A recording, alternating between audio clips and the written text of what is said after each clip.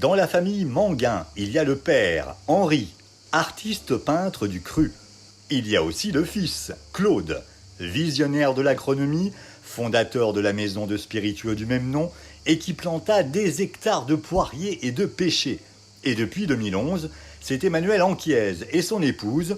Ils reprennent les destinées de cette belle maison, synonyme de tradition et de terroir.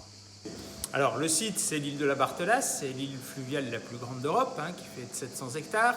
C'est d'ailleurs pour son terroir que le fondateur Claude Manguin de la distillerie avait choisi de planter des fruitiers, des poiriers, des pêchers pour la qualité du sol et bien sûr l'ensoleillement. La poire, c'est le fruit signature historique de la maison, avec notamment la poire emprisonnée et la poire Manguin, comme on l'appelle. Donc l'eau de vie de poire Williams. Et puis, avec mon épouse, puisque nous avons repris la distillerie il y a maintenant 12 ans, en mars 2011, nous avons distillé des olives. Et on a créé un gin, une vodka, un apéritif à base d'olives.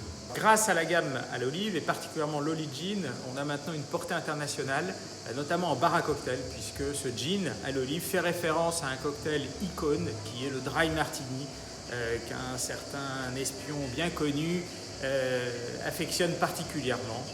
Manguin, c'est aussi toute une gamme d'autres spiritueux ou apéros maison, où se côtoient anis, melons, olives ou abricots. Les gens se sont réveillés ou se sont en tous les cas intéressés un peu plus à ce qui se faisait sur leur territoire et les alcools issus de fruits de terroir, dont les nôtres, plaisent de plus en plus. Et c'est au degré près que ça se joue, mais ça, ce sont les secrets de fabrication de la maison. Rendez-vous sur notre prochain dîner-spectacle Les Secrets du Rhône pour une dégustation en toute modération.